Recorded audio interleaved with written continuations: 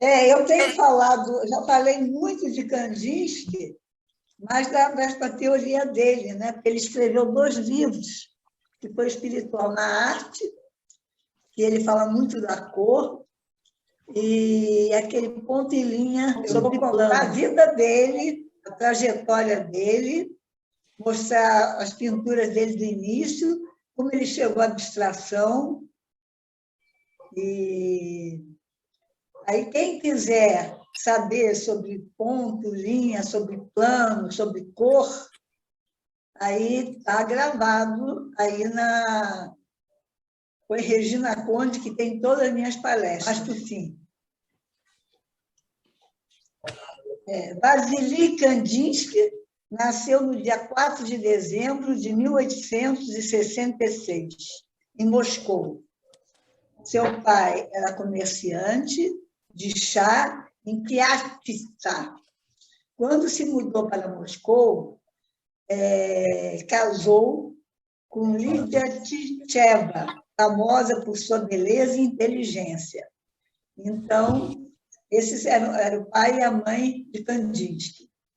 Kandinsky foi filho único, e suas primeiras memórias datam de 1869, com ainda 2 anos. Aí ele se lembra de uma viagem à Itália e da sua incrível habilidade de experienciar cores.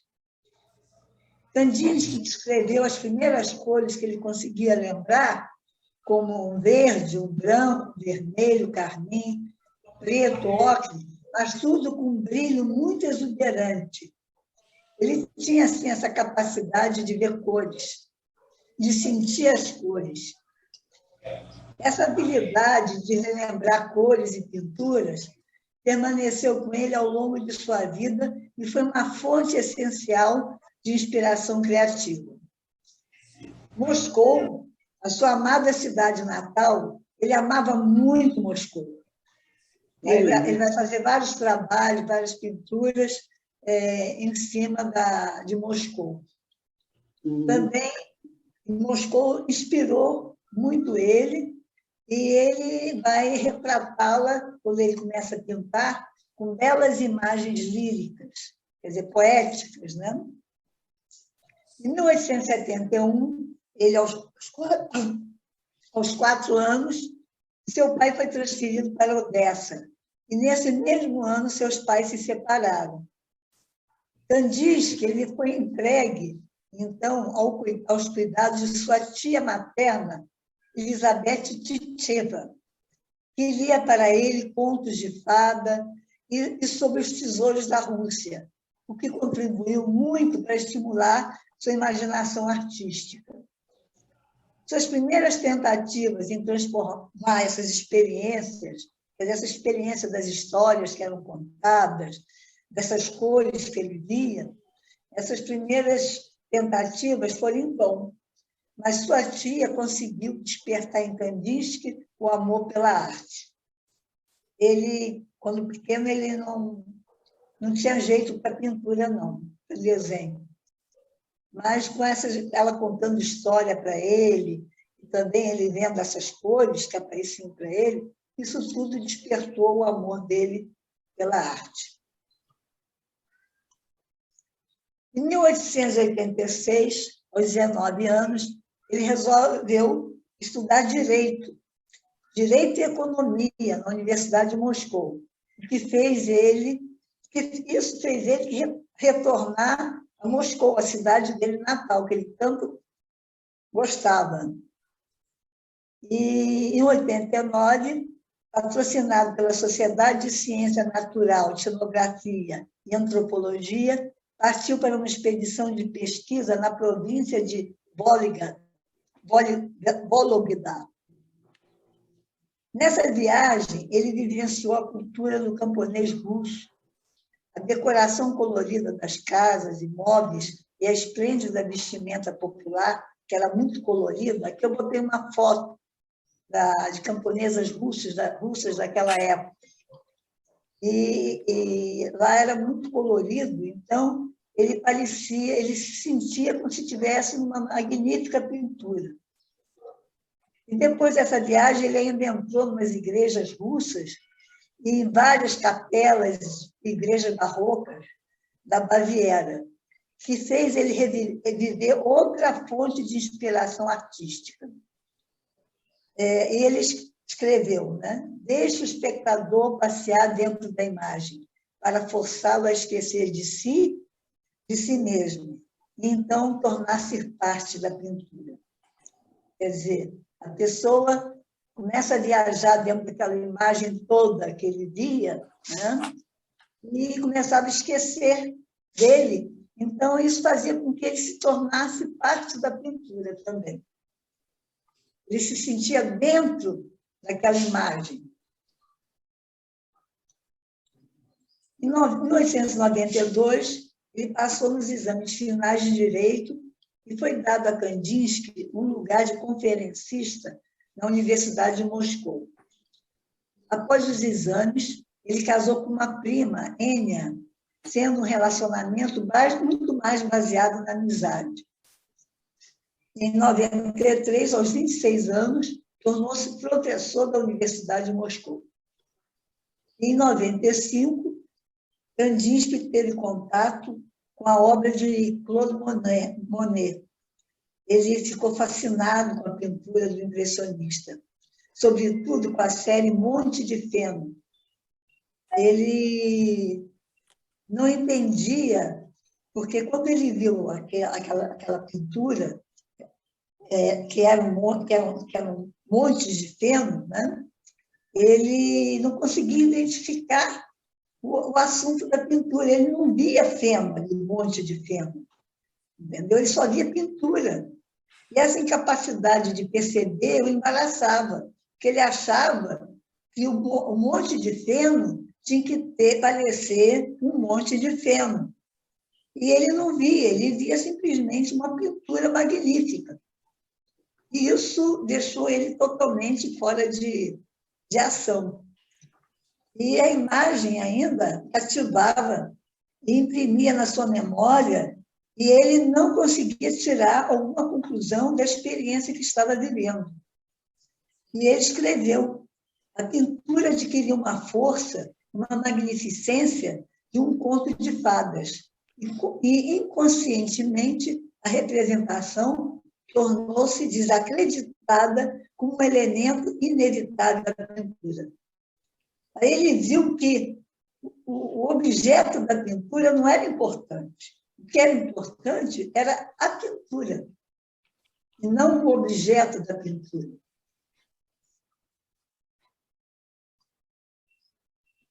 Outra experiência que desafiou sua sensibilidade artística foi quando ele assistiu uma ópera de Wagner no Teatro de Moscou. Aí ele diz: eu vi todas as minhas cores em minha mente, linhas selvagens beirando desenhos insanos, formando diante dos meus próprios olhos. Então, a música, ali naquele momento, revelou a possibilidade da experiência sinestésica. Quer dizer, ele conseguia sentir e ver cores. Ele, quando ouvia os instrumentos, ele identificava os instrumentos com música, com som de música, com som de instrumentos. E ele, então, isso aí, ele pôde sentir que havia um poder da pintura a ser descoberto. Ele era advogado, né?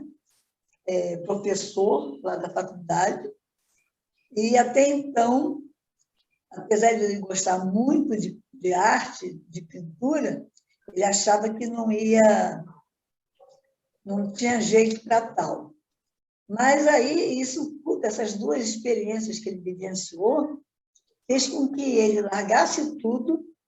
Em 1896, ele se muda com a esposa, né, com a prima Anya, para Munique, para estudar pintura na Escola de Arte Asbê. Asbê, que era o professor, pintava no estilo impressionista e estimulou Kandinsky a usar uma técnica divisionista, usando cores não misturadas em justa posição. Quer dizer, eram várias cores juntas, ele não misturava as cores para fazer cor. Ele botava uma cor ao lado da outra. E foi um estilo que Kandinsky vai usar mais tarde, e isso é bem visto, que eu vou mostrar para vocês, numa pintura que ele fez de paisagem, que se chama Cesta de Praia na Holanda, com a pintura de 1904. E isso aqui foi a pintura mais cedo que eu encontrei dele, que são os barcos, né, em Odessa. E aí vocês veem como é que ele pintava.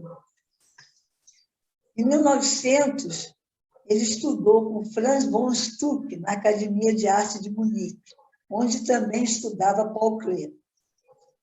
Em fevereiro, exibiu seu trabalho na Associação de Artistas de Moscou. Paul Klee, eu já falei de Paul Klee na minha palestra presencial, e os dois eles se identificavam muito. Paul Klee era músico e também fazia uma grande ligação da música com a pintura. Essa é a pintura com justaposição, está vendo? Aqui tem amarelo, vermelho, não sei se é azul, lilás, porque as cores mudam. As pedrinhas também, elas ficam juntas, mas separadas. Gina, só uma parte aqui. Era Kandinsky que ouvia as cores, não é isso? Pois é, quando ele ouvia um instrumento... Eu fiquei agora em dúvida se era ele ou era do Paul Klee. O Paul Klee também tinha essa questão da música, muito ligada ao ritmo, né? da música. E como ele era músico, ele era muito ligado. Ele compunha as telas dele como se fosse uma partitura musical, dava o ritmo da música. Agora, o Kandinsky, ele via cores. Aparecia na mente dele aquelas cores, dançavam, as formas. Ele ouvia também, não ouvia? Pois é. Quando ele ouvia um instrumento, aí ele via as cores. Tanto que... Ele relacionava as cores, né? Eu não entro... Ele relacionava a cor, né, Regina? Isso, quando ele relacionava, não, ele sentia as cores. Ele sentia. Ele via as cores. Ele sentia o som das cores. Agora, quem estiver interessada em rever as outras palestras, tem em Regina Conde, tem sobre composição, cores, tem sobre linha. Tá? O que ele tem chama-se sinestesia. A sinestesia. A pessoa realmente... A gente tem os sentidos separados. Esse tipo de pessoa vê junto. Então, quando toca a música, ele vê a cor. Não é uma imaginação, é fato. Ele reage de forma... O sentido dele reage dessa maneira. Tanto que ele fala que ele vê com os olhos da mente as imagens, né, e as cores. Ele realmente gostava muito de cor. Isso aqui é uma pintura de 1900. Ele adorava o azul. Vocês vão ver que vai ter muito azul com amarelo.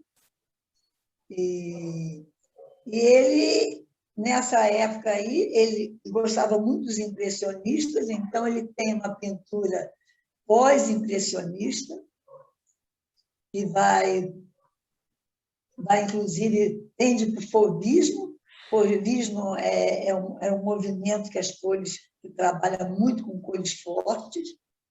Ele vai para quem trabalha impressionista e até expressionista, que são os pós-impressionismo. Então, isso aí são as pinturas de 1900 e 1901, porque, na verdade, essas pinturas de Kandinsky não são quase mostradas, todo mundo são ligadas mais à abstração, né? Então, Cochel, né?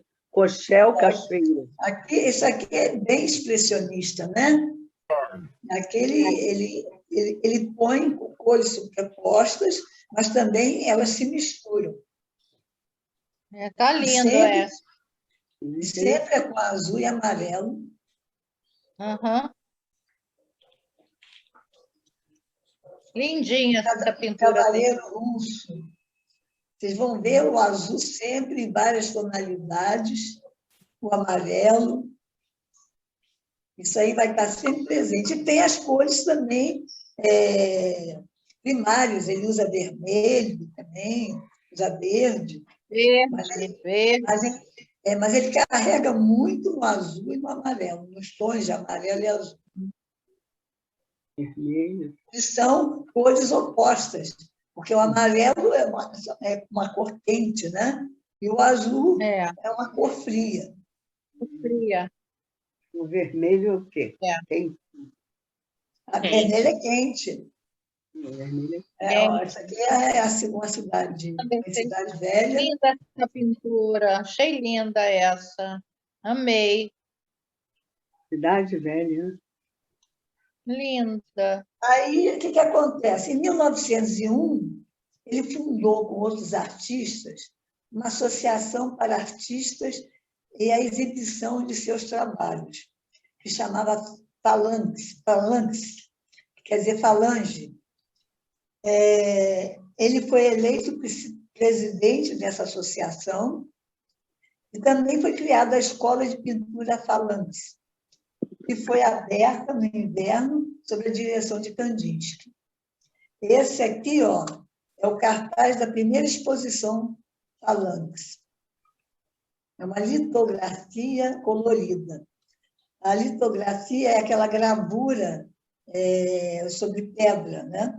Sobre pedra não, sobre madeira. Não, minto, sobre pedra. Xilografia, que é madeira. Litografia é pedra. Em 1902, aos 35 anos, ele conheceu Gabriele Mutter, um estudante de arte. Ele vai depois, mais tarde, morar com essa moça, até nesse ano mesmo. Ele já começa um romance com ela e depois ele se separa da mulher. Aí vem a segunda e terceira exibição da Phalanx, que era essa associação de artistas que mostrava os seus trabalhos. Ele trabalha com xilogravuras, aí sim, xilogravuras é na madeira, um meio para criar formas estilizadas e, ao mesmo tempo, dar-lhes dimensão simbólica.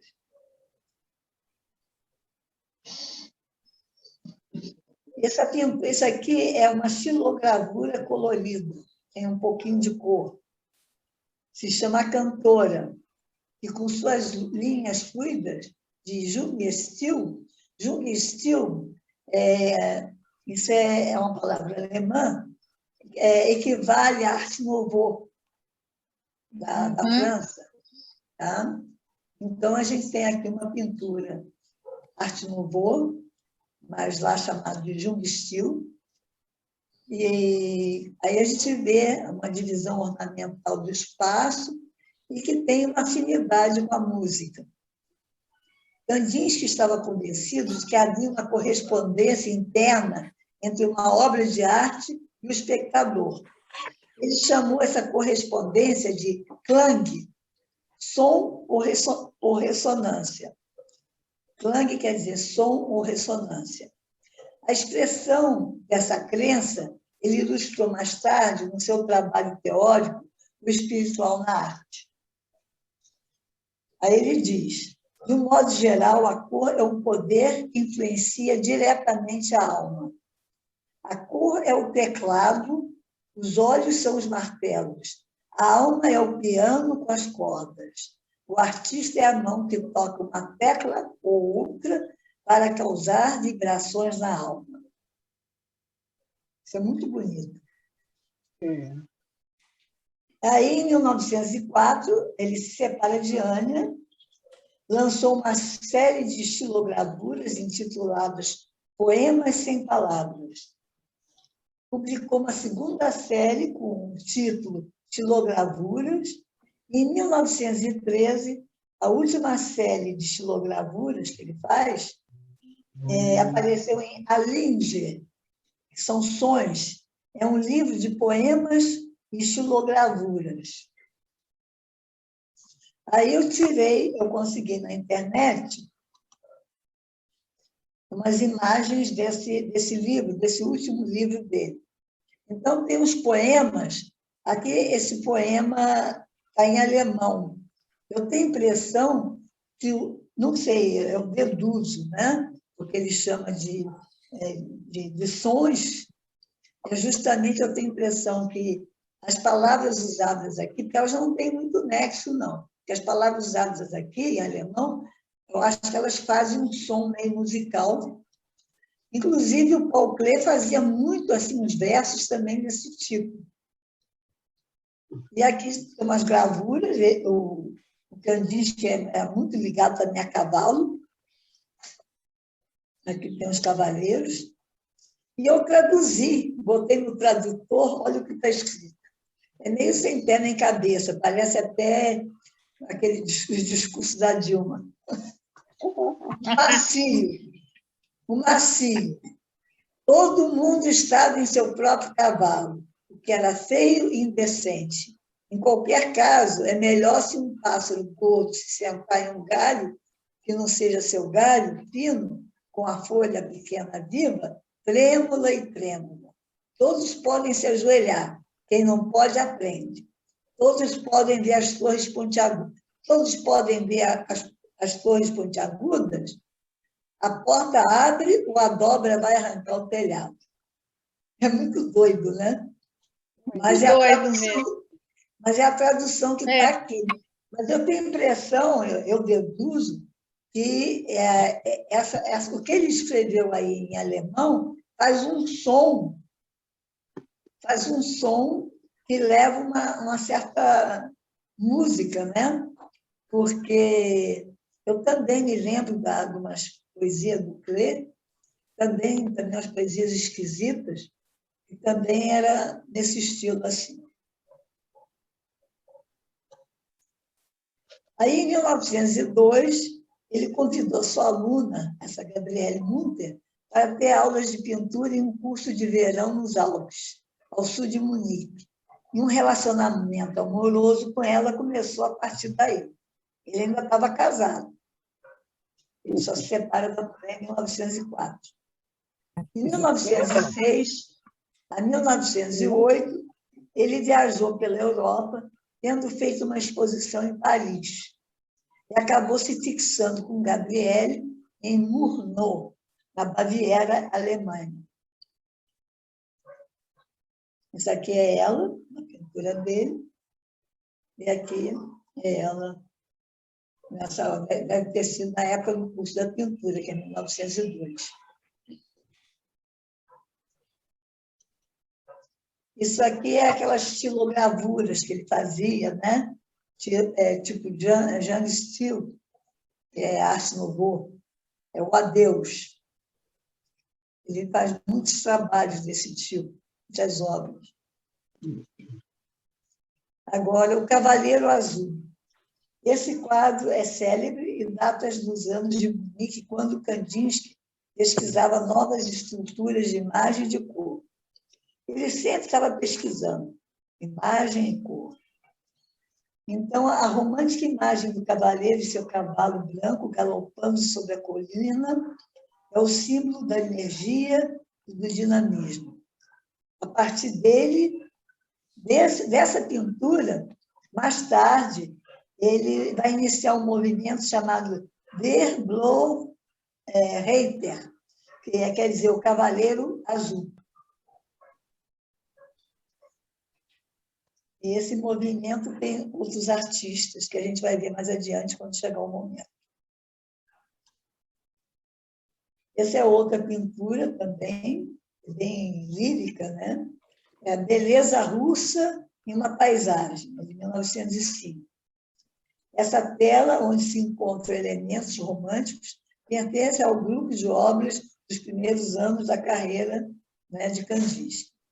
E ele confessa, nessa época, eu buscava exprimir a musicalidade da paisagem russa por meio de linhas diretrizes e de numerosas e pequenas manchas de cor. Tem partes da pintura que são tipo pontilhismo, né? Você vê tudo pequenininho. Aqui são pontos maiores. É cheio de pontos, mas daqui atrás já não tem os pontos. A pintura, essas estilografuras, principalmente, remete muito à Rússia. Aqui é Uma Cena Russa, 1904. Isso é têmpera. Têmpera é o guache, em papelão.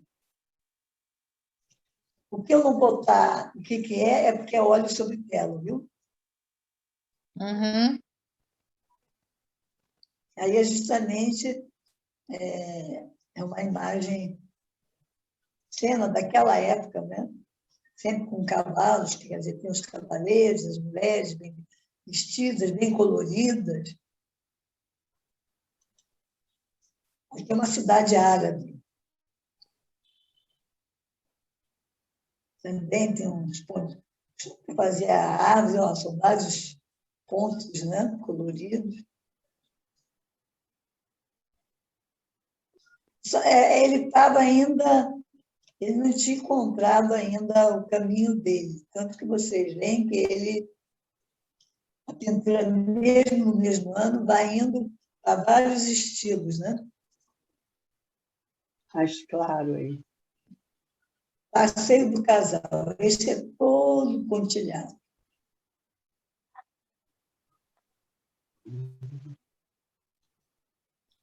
Canção do Volga, 1906. E que ele carrega bem nas cores. Também ele é inspirado pelas cores, né? Ele via a cor, e na Rússia também, né? Tinha o pessoal que vestia, principalmente o pessoal do campo, com muita cor, né? O interior é muito colorido. Ali na Baviera também tem muita cor. Essa imagem aí, qual é o nome? Tem que voltar. Canção do Volga. Volga é um rio. É um rio que tem várias cidades. Eu ia fazer essa viagem à Rússia. Você lembra, Luciano? Lembro. Volga. A gente ia fazer, mas acabamos indo para a A gente ia fazer de barco, né? Aí tem várias cidades. Eu fiz essa viagem. Deve ser linda, né? Eu fiz essa viagem sobre o Volga. Né? Pois é, eu e a Luciana nós íamos fazer, e outra amiga minha, Joyce. Mas aí Nós saímos de acabou... Moscou até São Petersburgo. Foi bárbaro. Agora nós fomos para a Grécia, em vez de ir para a Rússia. Para a Rússia. Agora, essa pintura, também é têmpera sobre tela, foi uma pintura muito trabalhosa, olha só. Se chama Vida Colorida. Ele escreveu: o desafio que mais me fascinou foi criar uma mistura de massas, manchas e linhas. Usei uma visão panorâmica para posicionar as formas umas sobre as outras. Porque, na verdade, aqui, as figuras lá atrás são tudo manchas, né? Coloridas, porque... E, para organizar as áreas particulares e pinceladas da maneira que eu queria, eu tive que encontrar uma fundamentação em termos de perspectiva em cada caso. Então, foi uma pintura bem trabalhosa essa. Muito interessante. Olha Essa daí, a cor, o azul, o amarelo, Linda, linda. aí nós temos muito fauvismo, né? Cubismo? Mas está muito bonito. Outra Lindo. aí colorida, e vocês começam a ver que aí já começa a vir uma abstraçãozinha, né? Isso com a igreja de Santa Úrsula. Então, numa época que os críticos mais tradicionais torciam o nariz e consideravam os quadros impressionistas meros borrões de tinta sobre a tela, Kandinsky ficou deslumbrado com o impressionismo. As obras dos impressionistas, os chamados pós-impressionistas, inspirou Kandinsky para criar uma nova forma de arte. Assim estava plantada a semente da arte. A arte abstrata, forma de expressão que teve em Kandinsky um pioneiro e um de seus mais ardorosos teóricos. Também é bem colorido, né? E já está entrando também uma abstração aqui, para vocês verem. Essa é a Montanha Azul. Tem 3 cavaleiros. Aí já está começando realmente, justamente a partir de 1900, interior da minha sala de jantar. Lindo.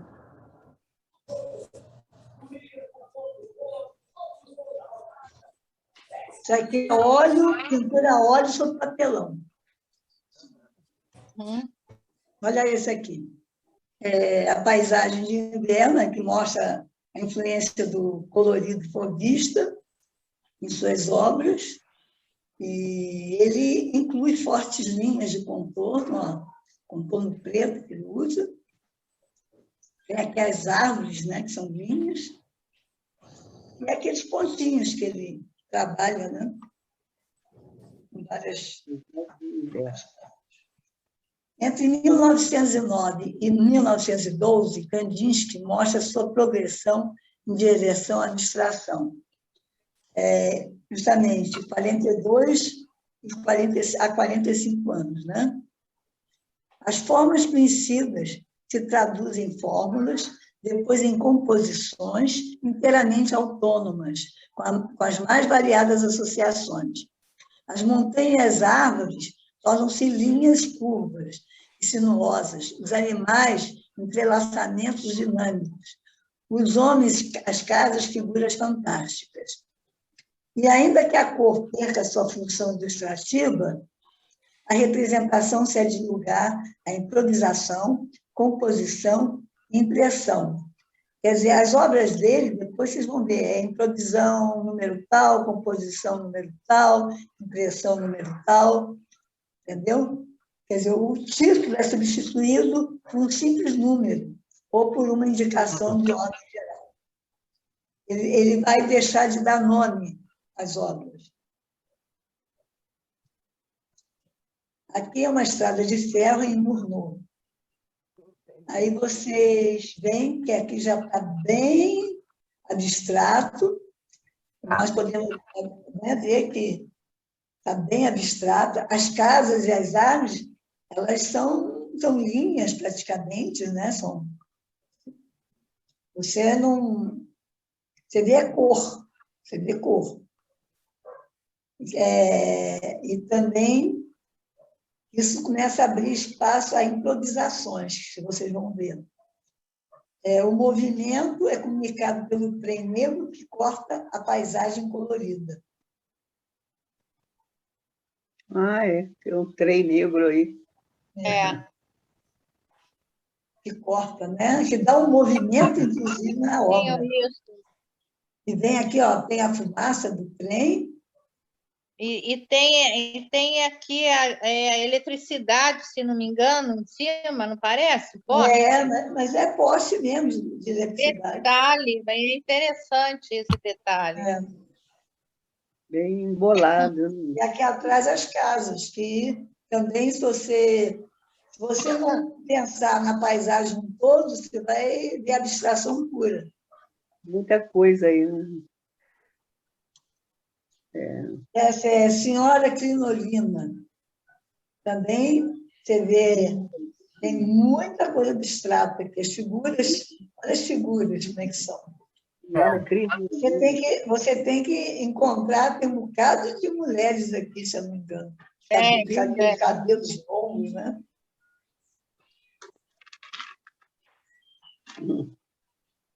Essa daí que Aqui, olha, como ele diz, é uma montanha aqui, ó, que é um triângulo, ó. São as figuras. E aqui já começa a dar o nome de improvisações, como eu te falei, improvisações, composição, a gente vê a figura, mas já está em improvisação. Improvisação em Mogno, em 1910. Esse quadro foi vendido em 12 de novembro de 2018, em Nova York, né? Na Sotheby's, por 24 milhões. Opa! É bem... De dólares. De dólares. Lógico. Aí você multiplica aí por 6, né? Quase 6. É muito dinheiro mesmo. Aqui está vendo, ó, aí já é composição 2. Aqui a gente vê um cavalinho, vê umas figuras aqui. Quer dizer que a gente consegue ver uma imagem, né? Mas está chegando à abstração. Cavalo com cavaleiro.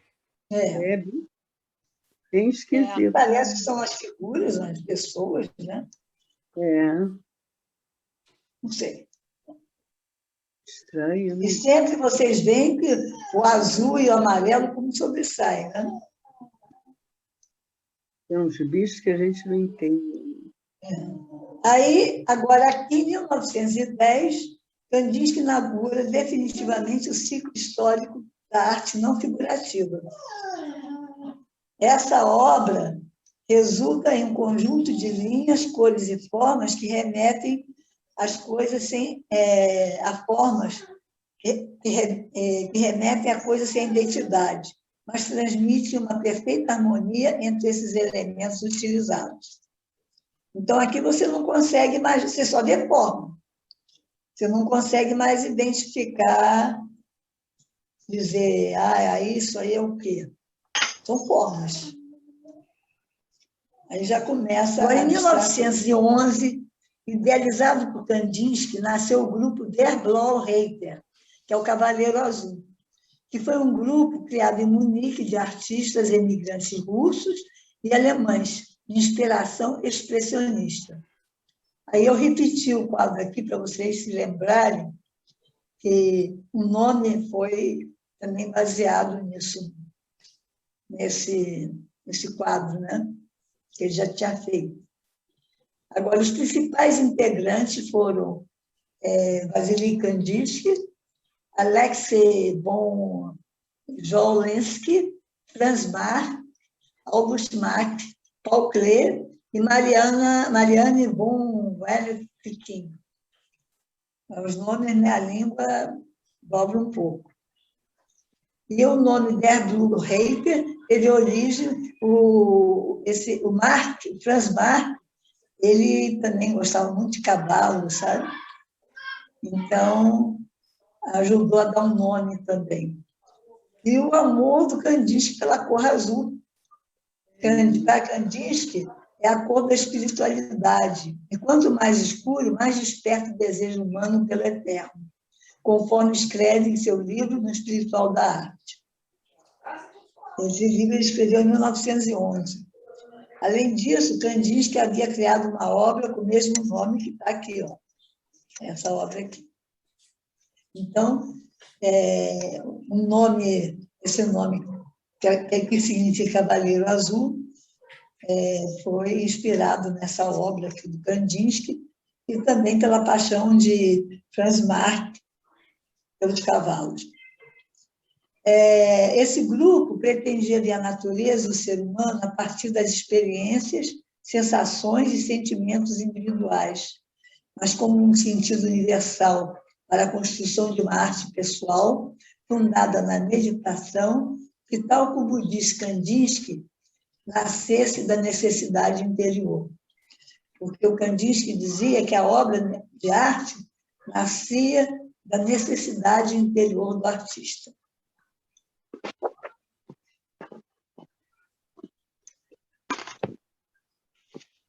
Aqui temos as impressões.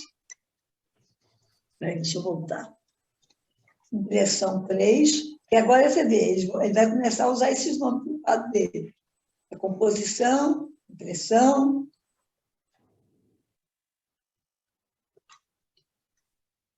O amarelo muito, aparecendo sempre muito.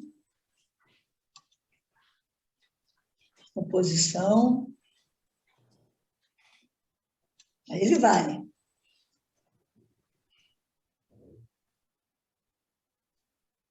Muito azul. Ação. Bonito esse, né? Esse aí é o quê? Ele cria um movimento aqui, ó, com essas diagonais para cima. E, ao mesmo tempo, ele traz, com esse semicírculo, ele puxa de novo para baixo. E aqui várias figuras, né? Está muito bem composto isso aqui.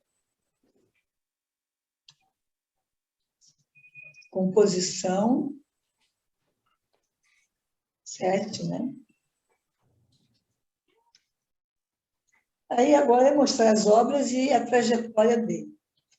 Em 1914, com a Primeira Guerra Mundial, ele estava com uns 47 anos, ele é forçado a abandonar a Alemanha, partindo para a Suíça, acompanhado por Gabriele Munter, esperando que o conflito terminasse rapidamente. Como isso não concretizou, Kandinsky voltou à Rússia e, com isso, se separou de Gabriele. E, em novembro desse mesmo ano, 1914, ele volta à Rússia.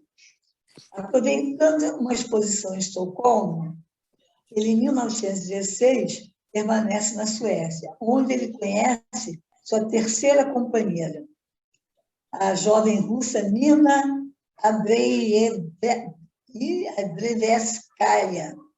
depois Nina Kandinsky. Ele casa com ela.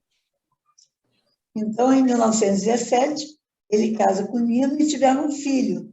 Só que esse filho faleceu 3 anos depois devido à infecção. Depois ele não teve mais filho, não. E aí eles voltam à Rússia e, com o fim da censura czarista, os artistas de vários segmentos viram as artes florescendo nesse momento de pós-revolução. Então, a Rússia começou a florescer, né?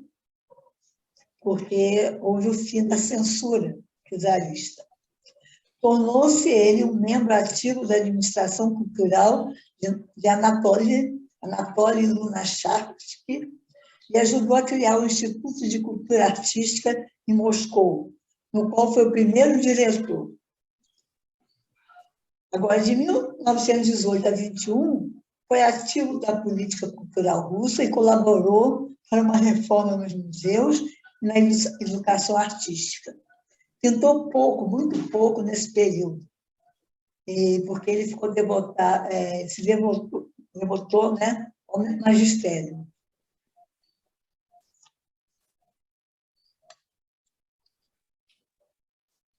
Aqui são as pinturas dessa época.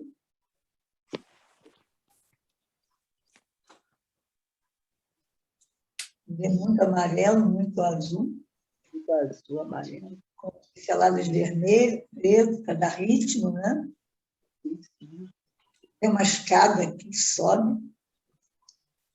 Você vê que o quadro, nosso olho viaja pelo quadro todo, né? Muita coisinha que a gente não entende. Improvisizações. E aí os títulos só são esses que ele geralmente dá. Esse está bem colorido.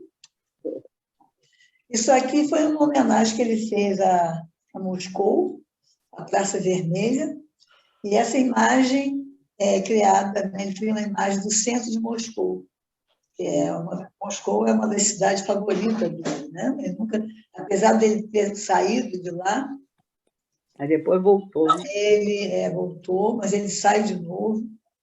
E aí ele usa um método futurista para dar um movimento. Futurismo é um outro movimento que aparece depois também. No quadro negro, por volta de 1920, Kandinsky se afasta da maneira dramática do período precedente para explorar um mundo muito diferente das formas puras e das cores, claramente articuladas. Aí os elementos se tornam mais geométricos, entendeu? Ele começa a utilizar são as figuras geométricas mesmo, as linhas, os círculos, os pontos, os triângulos. E essa pintura se chama Quadrado Negro. Isso é justamente a partir de 1920 que ele começa esse período. Essa é uma pintura de 1923. Aqui o Kandinsky, em 21, ele volta para a Alemanha porque a política cultural lá da Rússia, né, passa a criar choque com o trabalho dele. A orientação da produção artística russa, ela não tem nada a ver com Kandinsky. Aí começou a entrar em choque isso. E ele, então, volta para a Alemanha, porque ele acha que não dá mais para ficar na Rússia, porque ele quer continuar na pesquisa dele, na pintura dele, né? De linhas, de pontes, das figuras geométricas, né?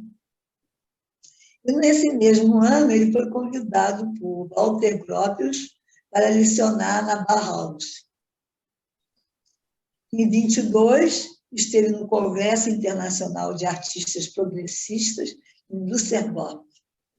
Na Bauhaus lecionou desenho básico para os calouros e teoria avançada para os veteranos. Deu aula de pintura e uma oficina na qual falou de sua teoria das cores com elementos de psicologia.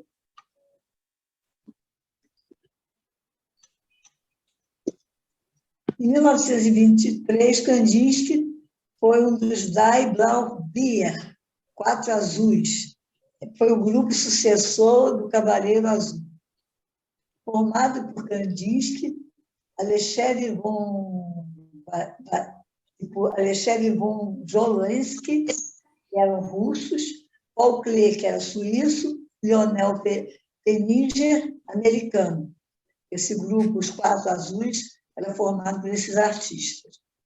E esses artistas, eles lecionavam na Bauhaus. Em 1925, eles expuseram suas obras nos Estados Unidos, no México e Alemanha. Aqui é círculo dentro do círculo. Muito legal. Aí, Adorei. o que ele faz? Se ele botasse só o círculo, ia ficar o olho, só ia ficar no meio, né? Seu olho não ia para o lado. Aí ele joga 2 diagonais, bem grandes, corta, né? Com 2 diagonais, e dá todo o equilíbrio do quadro. Maravilhoso. No branco 2. Isso é uma litografia e gozada. Eu não sabia que litografia podia usar uma pintura a óleo. Está muito lindo isso, eu gostei. Aí diz que ele utilizou 4 pedras para fazer esse trabalho. Porque vai desenhando nas pedras. As pedras que é o carimbo, né? É o que passa a imagem para o papel. Muito lindo isso. Interessantíssimo. Aí passou a imagem para a tela. O avanço da extrema-direita na Alemanha, a ascensão do nazismo, começou a influenciar nos trabalhos da Bauhaus também. Muitos professores foram obrigados a deixar seus cargos e sair do país. As pinturas de Kandinsky foram confiscadas pelos nazistas e expostas na infame exposição. Se lembra aquela exposição de arte degenerados que eu já falei? Falei principalmente do Paul Klee, e também... Tem um filme sobre isso.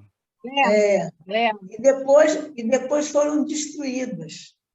Nossa. E em 1933, a Bauhaus é fechada pelos nazistas. E Kandinsky vai para a França, porque para onde ele ia? Não podia voltar para a Rússia. Ficar na Alemanha não dava, então ele foi para a França. Bonito, né? Muito bonito. Sendo destruído, né? Em 1926, esses são os círculos, estudos de Kandinsky sobre formas, particularmente sobre ponto e formas de linhas, levou à publicação do seu segundo livro teórico, que é justamente Ponto, Linha sobre Plano. Os elementos geométricos assumiram uma importância cada vez maior no ensino e na pintura, particularmente no círculo, semicírculo, ângulo, linhas retas e curvas. As teorias do grupo de pesquisa da Bauhaus privilegiavam o estudo do círculo como símbolo da eternidade e do infinito. E a respeito, Kandinsky escreveu: você notou a preferência que concedo ao círculo? Essa forma simples, essencial e maleável me encanta, pois causa de suas possibilidades infinitas. Quer dizer, o círculo ele possui, né, possibilidades infinitas. Esse período foi intensamente produtivo para Kandinsky. Esse período ele já estava entrando na complexidade, né? Hã? Esse período ele já estava entrando na complexidade. Já estava lá. Desde que ele entrou nas formas geométricas, né? Círculos em cima de círculos, dentro de círculos, e tudo formando uma coisa. E aí, justamente, que ele escreveu um livro que eu já apresentei para vocês, pedaço do livro, que é Ponto, Linha sobre Plano. Aqui são pontos, né? Mas vários pontos juntos, aqui formam uma linha, ó. E dentro desse ponto nós temos linha curva, ó, o azul. É uma viagem. Macio, duro. São formas aqui geométricas. Aliança interna. Interessante.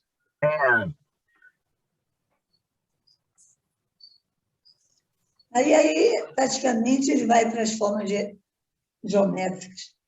Corte na serenidade. Fundo sombrio, formas geométricas, cores sombrias. Estes são os elementos que caracterizam essa tela. Trata-se de uma obra que registra mais uma vez a atenção particular consagrada às cores, que para os artistas da Bauhaus cozinham ser quentes, frias, dinâmicas ou passivas, violentas ou doces, tendo sobre o observador um efeito benéfico ou subversivo.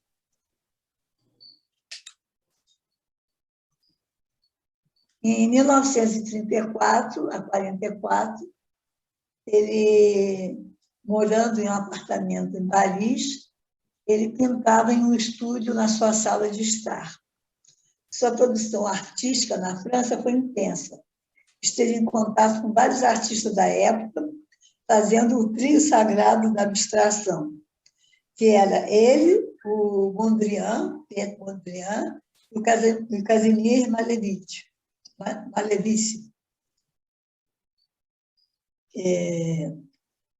Então, esses daí são, na mesma época que Kandinsky começou a abstração, também eles entraram também. É aquele efeito borboleta, né? E um começa num canto, e depois vai o outro, e foi surgindo as obras abstratas. De 1936 a 1939, pintou suas duas maiores composições, altamente elaboradas. Composição 9 e 10. No próximo quadro, eu apresento essas composições. Em 1939, aos 72 anos, ele ganha a cidadania francesa. Viver na França não era fácil, suas telas vendiam pouco e Kandinsky logo ficou deprimido. A pintura abstrata, geométrica, não foi reconhecida logo, sendo os movimentos mais apreciados o impressionismo e o cubismo. Com a eclosão da Segunda Guerra Mundial, o casal decidiu não deixar Paris. A ocupação da cidade pelos nazistas também não afetou o trabalho de Kandinsky. Ele continuou trabalhando. Essa é a composição 9. É uma pintura com uma diagonal, olha só, 4 diagonais poderosos. Ó. E no meio diz que tem aí parece um embrião humano aqui, ó. Você sabe quem é essa pintura do Kandinsky? Me lembrou, aliás? Ela deve ter se baseado nele, né? A Beatriz Milhazes. Me remeteu a Beatriz Milhazes. Tem razão, tem razão. Isso mesmo. Me remeteu. Lembra, sim. Me remeteu. Muito bonita, né? Muito. Ele até coloca. No final da central é um embrião humano no ventre. No final da vida dele, as pinturas dele, aí começa a pegar um pouco de cada coisa, né? Para você ver que aí já tem outros elementos que não é só aquelas figuras geométricas mesmo, né? Aliás, todas as figuras são geométricas, mas aquelas desconhecidas. Aqui você já viu umas formas diferentes também. Essa é a composição 10. Conta com para realçar o impacto visual das formas onduladas, de cores vivas em primeiro plano. Quer dizer, joga para frente essas cores, né? E tem pequenos... Saltam do fundo, né? A sensação que tem que elas saltam do fundo. Estão saindo, né? Estão saindo do fundo, E essas formas que você...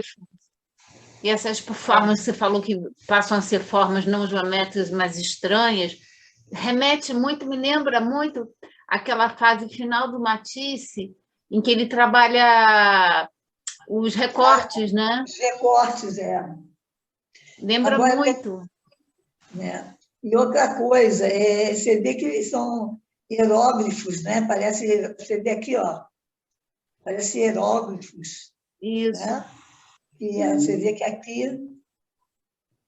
aquela escrita, né? Aí tem uns quadradinhos, tem bastante movimento. Você vê que ele joga com semicírculos, com linhazinhas soltas, elas flutuam, parece que estão dançando mesmo com a música, né? Muito interessante. E aqui ele joga uma transparência, olha só esse círculo, que bonito isso. Muito bonito, né? Muito. Essas também, ele também começa a fazer essas formas biomórficas com flexibilidade e contornos não geométricos. Começa a aparecer nas pinturas deles. Então, sugerem, são aqueles organismos, né, microscópicos. Essa pintura dele me lembrou de... Como é que é o nome dele? Golpe. Hã? Não. Não, peraí. Me lembrou Miró. Chagall? Miró. Chagall? Miró. Lembrou muito Miró. Aí parece justamente figuras mesmo que você vê no microscópio, né? Que você vê aqueles bichinhos andando, né? Muito bonitinho. Esse é o último quadro dele, O Arrojo Moderado, 1944. O último. Foi o ano que ele morreu. Essa foi a última obra feita por Kandinsky, onde podemos observar um aparente sentimento de melancolia pelas cores utilizadas. O violeta do fundo combina com a tonalidade de vermelho, azuis e verdes. Esses aqui são os verdes bem escuros, né? São cores mais sombrias, né? E tem uma composição aí fantasiosa, né? Umas figuras assim, bem aqui parece uma lula, né? Ele tinha quantos anos quando ele morreu? 77, eu acho. Ele morreu de quê? Vamos adiante, a história vem aí. Acabou, não. Então, aí, vamos passar para o quadro seguinte. Então, essa foi a última pintura dele.